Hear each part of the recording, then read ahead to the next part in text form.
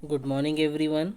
कैसे हैं सभी बच्चे? अभी भी वीडियो आप लोग नहीं देख रहे हैं।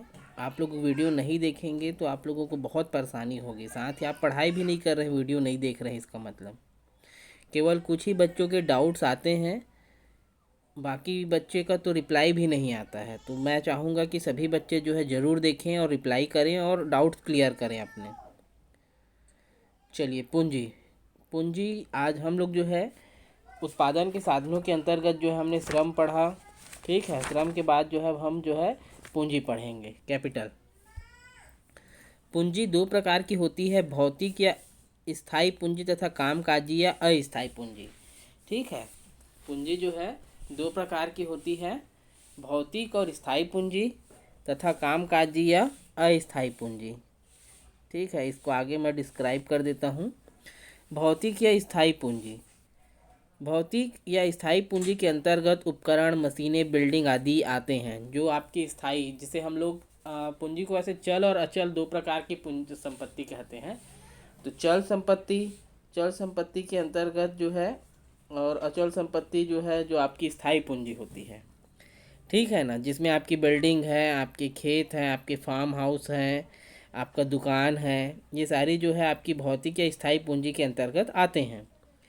उपकरणों और मशीनों की श्रृंखला में प्लम्बर, बिजली सुधारने वालों और मिस्त्रियों द्वारा उपयोग किए जाने वाले साधारण उपकरणों, सब्जी बेचने वालों का हाथ ठेला, सड़क किनारे सैलून चलाने वालों के लिए हजामत के औजार से लेकर कारखानों में उपयोग आने वाले जटिल उपकरण जैसे टरबाइन, बॉयलर, फर्नेस, कंप्यूटर द्वारा संचालित होने वाली ऑटोमेटिक मशीनें शामिल हैं। ठीक है, भौतिक या स्थायी पूंजी के अंतर्गत वे सभी चीज़ें जिनसे वे काम करते हैं या औजार के रूप में उपयोग होते हैं, जिनकी सहायता से वे रोजगार पाते हैं, वे सभी चीज़ें जो है भौतिक या स्थायी पूंजी के अंतर्गत आते हैं। ये उपकरण उत्पादन प्रक्रिया में खर्च हो जाने वाले नहीं होते हैं, बल्कि ये सालों साल वस्तुओं के उत्पादन के काम में सहायक होते हैं। ठीक है, ये ऐसी चीज़ें हैं जो उपकरण उत्पादन प्रक्रिया में खर्च हो जाने वाले नहीं हैं, बल्कि ये क्या होते हैं कि सालों साल तक जो है इनसे उत्पादन का काम होते रहता है। उन्हें कुछ मरम्मत और दुरुस्तीकरण की आवश्यकता होती है ताकि वे उपयोगी बने रहें और साल दर साल उपयोग में लाए जाते रहें। ठीक है, इन्हें कुछ जो है मरम्मत की आवश्यकता, जैसे मशीनें हैं। मशीनें क्या होती है, लगातार उपयोग होते रहने के कारण क्या होती है, उनमें कुछ कमियां या पार्ट्स घिस जाते हैं, तो क्या करते हैं, उनको हम ठीक करते हैं। और ठीक करने के बाद ये क्या होता है कि ये बाद में जो है उपयोग में फिर से आ जाते हैं, तो ये बहुत समय तक या लंबे समय तक उपयोग में लाए जाते हैं। इन्हें स्थायी पूंजी अथवा भौतिक पूंजी कहा जाता है। ठीक है, किसको? इन्हीं सब मशीनों को। इसीलिए हम अपनी गाड़ियों को भी जो है भौतिक पूंजी है, जब हम उसको बेचते हैं तो उसके बदले में हमें धन मिलता है ना। ठीक है, कामकाजी या अस्थायी पूंजी। ठीक है बच्चों, उत्पादन चक्र को पूरा करने के लिए कच्चे माल और वित्त की आवश्यकता होती है। स्वाभाविक सी बात है। इसमें कारखानों में उपयोग में आने वाले विभिन्न प्रकार के कच्चे माल शामिल हैं। मसलन टोकरी बुनने वाले कारीगर द्वारा उपयोग किए जाने वाला बांस, निर्माण आदि में उपयोग में आने वाले ईंटें, लोहे के सरिये, रेत और सीमेंट। उत्पादन की प्रक्रिया में कच्चा माल उपयोग होकर खर्च हो जाता है। ठीक है, क्या होता है कि उत्पादन चक्र को पूरा करने के लिए जब हम किसी वस्तु का उत्पादन करते हैं तो उसके लिए क्या चाहिए रहता है? कच्चा माल चाहिए रहता है, वित्त अर्थात धन की आवश्यकता होती है। इसमें कारखानों में उपयोग आने वाले विभिन्न प्रकार के कच्चे माल शामिल हैं, जैसे टोकरी बुनने वाले कारीगर द्वारा क्या होता है, टोकरी किससे बनती है? बांस से बनती है। ईंटें, लोहे के सरिये, रेत, सीमेंट आदि।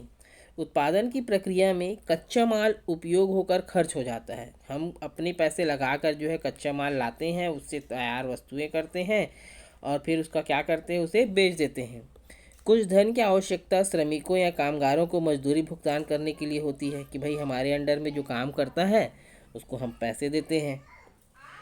उत्पादन को पूरा करने में कुछ समय लगता है और इन वस्तुओं या सेवाओं को बाजार में बेचने की आवश्यकता व्यवस्था भी करनी होती है, क्योंकि आपने जो सामान बनाया है अब वो कहाँ बिकेगा? वो बिकेगा कहाँ? बाजार में। तो इसकी व्यवस्था भी हमको करनी होती है ना। इसके बाद ही धन उत्पादन चक्र में वापस आता है।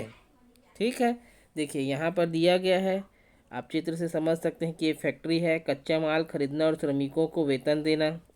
फिर ये आ गया उत्पादन करना, उत्पादन होकर ये क्या हो जाता है, अब बाज़ार में बेचने के लिए तैयार हो गया है। अब बाज़ार में जब ये बिका तो हमको क्या मिल गया, पैसा। तो इस प्रकार जो है ये चक्र जो है चलता रहता है। ठीक है, इसके बाद ही धन उत्पादन चक्र में वापस आ जाता है। जैसे यहाँ पे आया, कच्चे माल और वित्त की यह आवश्यकता उत्पादन को सुनिश्चित करती है, इसलिए इसे कामकाजी पूंजी कहा जाता है। ठीक है, क्योंकि इसी के माध्यम से जो है हम क्या करते हैं, अपने उत्पादन को आगे बढ़ाते हैं, और जो पैसा इस उत्पादन के कार्य में खर्च होता है उसे ही जो है क्या कहते हैं, कामकाजी या अस्थायी पूंजी कहते हैं। यह उत्पादन प्रक्रिया को शुरू करने के लिए ज़रूरी है, ताकि प्रत्येक चक्र से होने वाली बिक्री से अगले उत्पादन चक्र के लिए वित्त उपलब्ध हो सकें। यह भौतिक पूंजी से अलग है, क्योंकि उत्पादन चक्र में उपयोग खर्च हो जाती है और दोबारा चक्र शुरू करने के लिए खरीदनी पड़ती है। ठीक है, स्थायी पूंजी में क्या होता है कि वो आपके पास लंबे समय तक बने रहता है, लेकिन इसमें जो अस्थायी पूंजी है वो क्या होती है कि आपके द्वारा खर्च होता है, फिर सामान बिकती है, फिर वो पैसे आता है। अर्थात हर बार उत्पादन के कार्यों के लिए आपको क्या करना पड़ता है, खर्च करना पड़ता है। स्थायी और कामकाजी पूंजी की व्यवस्था करना। किसी उत्पादन चक्र को चलाने के लिए भौतिक और कामकाजी दोनों ही तरह की पूंजी आवश्यक है। लोग इनकी व्यवस्था अपनी जमा पूंजी से या स्वामित्व वाली भूमि या बिल्डिंग का उपयोग करके कर सकते हैं। पूंजी जुटाने के लिए बैंकों या अन्य वित्तीय स्रोतों का भी सहारा ले सकते हैं। आप देखेंगे कि जब कोई व्यक्ति किसी प्रकार की दुकान या फैक्ट्री लगाता है तो वो क्या करता है कि भौतिक और कामकाजी दोनों तरह की पूंजी की आवश्यकता होती है। क्यों? लोग इनकी व्यवस्था अपनी जमा पूंजी से या स्वामित्व वाली भूमि या बिल्डिंग का उपयोग करके कर सकते हैं। अब फैक्ट्री लगाना है तो वो क्या करेंगे कि वो अपनी ज़मीन पर या ज़मीन खरीद कर जो है उस पर क्या करते हैं, फैक्ट्री लगाते हैं। पैसे जुटाने के लिए बैंक या अन्य वित्तीय स्रोतों का भी सहारा ले सकते हैं, कि बैंकों से जाकर जो है लोन ले सकते हैं, या अपने पास किसी प्रकार की ज़मीनें हैं उन ज़मीनों के बदले में भी लोन प्राप्त कर सकते हैं। जब बैंकों या साहूकारों से उधार लिया जाता है तो तय की गई दर से ब्याज देना पड़ता है, कि भाई जो पैसा लिए हैं उस पर कुछ ब्याज दिया जाता है ना। अलग अलग स्रोतों की ब्याज दर भिन्न भिन्न होती है। ठीक है, जैसे बैंक का ब्याज दर अलग होता है, साहूकारों से लिया गया ब्याज दर अलग होता है। बैंकों द्वारा वसूली जाने वाली ब्याज दर प्रति वर्ष 11% से 18% के बीच होती है। अर्थात बैंक जो ब्याज देती है वो सालाना 11 से 18% के बीच में लेती है। देखिए ये ऑफिस है ना। साहूकारों और थोक विक्रेताओं जैसे अनौपचारिक स्रोतों का लोग ज़्यादा उपयोग करते हैं, क्योंकि हमने पहले भी चैप्टर में पढ़ा कि जो बैंक है वो डॉक्यूमेंटेशन का काम जो है बहुत ज़्यादा करवाता है। लोगों के पास जो है वैध दस्तावेज नहीं होते हैं, या बैंकों से पैसा लेना जो है थोड़ा सा मुश्किल होता है और काफ़ी लंबा वक्त लग जाता है लोन सैंक्शन होने, पास होने में, और लोगों को अपने उद्योगों के लिए पैसों की तत्काल आवश्यकता होती है। इसलिए अधिकांशतः जो लोग हैं वो साहूकारों और थोक विक्रेताओं जैसे अनौपचारिक स्रोतों का जो है अधिक उपयोग करते हैं, क्योंकि इनके पास जो है आपको अधिक डॉक्यूमेंट्स जमा करने की आवश्यकता नहीं होती है। जो भी बात होती है डायरेक्ट होती है और आपको जो है पैसे तत्काल उपलब्ध हो जाते हैं। हालांकि इसमें ब्याज की दर जो है बहुत अधिक होती है, परंतु फिर भी जो है लोग इन्हीं का ही उपयोग करते हैं। इन स्रोतों की ब्याज दरें न्यूनतम 30% प्रति वर्ष से 200% प्रति वर्ष तक हो सकती है। देखिए कितना डिफरेंस है। अगर बैंक जो है ऋण देता है तो वो 11 से 18% ब्याज लेता है, जबकि जो अनौपचारिक स्रोत हैं जैसे साहूकार है, व्यापारी है, महाजन है, जमींदार है, अगर इनसे हम लोन लेते हैं या कर्ज लेते हैं, लोन की जगह हम कर्ज कहेंगे इनके साथ, बैंक से लोन, तो वो दिए गए पैसे पर 30% से लेके 200% तक जो है कर या ब्याज लेता है, जो बहुत ज़्यादा है। लोग उधार लेने के लिए विविध औपचारिक स्रोतों जैसे बैंक, सहकारिता, स्वयं सहायता समूहों का उपयोग करते हैं। ठीक है ना। आप देखेंगे कि आजकल जो है आपके घरों के आसपास आपको स्व सहायता समूह या महिला सहायता समूह आसानी से मिल जाएंगे। साथ ही साथ जो है आजकल छोटे जो फाइनेंसर हैं या माइक्रो फाइनेंस कंपनियां हैं वो समूह बनाकर लोगों को लोन बांटती है और मासिक रूप से जो है उनसे पैसे लेती है। तो इस प्रकार के जो है आपको अपने आसपास जो है लोन प्राप्त करने के लिए चीज़ें या लोन प्राप्त करने के लिए इस प्रकार के समूह मिल जाएंगे।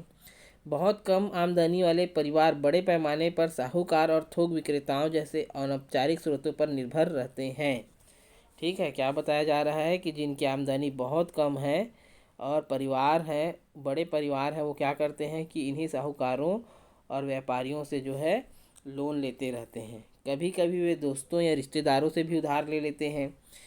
इन्हें औपचारिक स्रोतों से ऋण उपलब्ध करवाना जरूरी है। ठीक है, और कभी कभी जो है ये अपने दोस्तों से भी ऋण लेते हैं।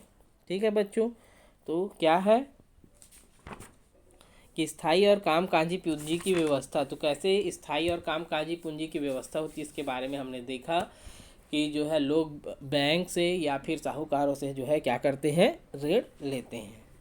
चलिए अगला है हमारा उद्यमिता या इंटर्नशिप। भूमि, श्रमिक और पूंजी को अर्थपूर्ण तरीके से उपयोग करने की क्षमता।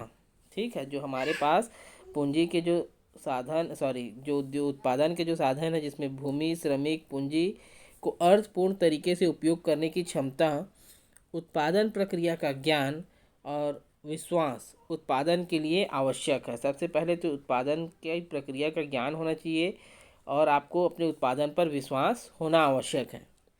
यह ज्ञान भौतिक पूंजी के मालिक या उनके द्वारा नियुक्त मैनेजर उपलब्ध करवाते हैं। अर्थात जो फैक्ट्री का मालिक है या उनके द्वारा जो मैनेजर नियुक्त किया गया है इस प्रकार की सुविधा उपलब्ध करवाते हैं। मालिकों को बाजार का जोखिम भी उठाना पड़ता है। जोखिम का मतलब मैंने बताया था साहस, कि आप जब कभी फैक्ट्री लगाते हैं तो आपने जो चीज़ें बनाई हैं, अब आपकी चीज़ें क्या है कि मार्केट में लोग उसे कितना खरीदते हैं या कितना आपका प्रोडक्ट जो है पसंद आता है। ये जोखिम भरा काम है। क्यों? क्योंकि मान लीजिए आपके द्वारा बनाया गया जो सामान है वो लोगों को पसंद ना आया तो उसकी बिक्री कम हो जाएगी और आपको नुकसान होगा। ठीक है ना, तो इसका जोखिम जो है कौन उठाता है? इसका जोखिम जो है उस फैक्ट्री का मालिक उठाता है। अर्थात उत्पादित वस्तुओं या सेवाओं के लिए पर्याप्त खरीदार मिल सकेंगे या नहीं, ये उस प्रोडक्ट के ऊपर ही डिपेंड करता है। हमारे समाज में अधिकांश वस्तुएं या सेवाएं बाजार में बिक्री के लिए उत्पादित होती हैं। उत्पादन में समय लगता है। इस समय अंतराल में वस्तु की मांग में परिवर्तन हो सकता है, स्वाभाविक सी बात है। ठीक है, हमारे यहाँ जो समाज है उसमें समाज में जो है अधिकांश वस्तुएं बाज़ारों में ही बिक्री के लिए उत्पादित होती हैं और उत्पादन या उस चीज़ को बनाने के लिए समय लगता है और समय के दौरान जो है क्या होता है कि उस वस्तुओं की कीमतों में परिवर्तन हो सकता है या मांग में परिवर्तन हो सकता है। अर्थात मान लीजिए अभी किन्हीं वस्तुओं की मांग बहुत अधिक है और वो बाज़ार में उपलब्ध नहीं है, अर्थात उसकी कीमतें बढ़ जाएंगी। लेकिन आपसे पहले कोई उस सामान को बाज़ार में उपलब्ध करवा देता है तो उसकी कीमतें या मांग जो है कम हो जाएगी। इस परिवर्तन से होने वाले जोखिम को उठाने का कार्य साहसी करता है। ठीक है, मैंने क्या बताया था अभी, जोखिम को ही साहस कहते हैं। तो इसमें जो परिवर्तन होने वाले जोखिम है उसको उठाने का काम जो है वो साहसी या मालिक करता है। ये उद्यमी छोटे दुकानदार या बड़े कारखानों के मालिक हो सकते हैं या कोई कंपनी चलाने वाले जिसके तरह तरह के कारोबार होंगे। जो इस प्रकार के साहसी कार्य करते हैं वो ये हो सकते हैं या तो छोटे उद्योगपति, दुकानदार, बड़े कारखानों के मालिक या कोई कंपनी को चलाने वाला जिसका और भी बहुत सारे कारोबार हों। लोग उनकी वस्तुएं या सेवाएं खरीदते हैं, उनको मुनाफा अथवा नुकसान भी हो सकता है। आज किसी भी कारोबार में लगे लोग कई तरह की बाधाओं,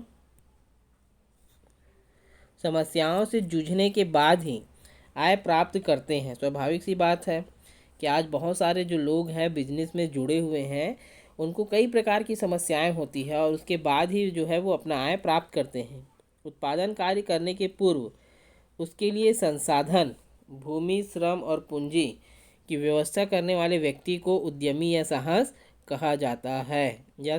ठीक है, उत्पादन कार्य करने के पूर्व जो है उस कार्य के लिए भूमि, श्रम और पूंजी की व्यवस्था करने वाले व्यक्ति को ही उद्यमी या साहस कहा जाता है।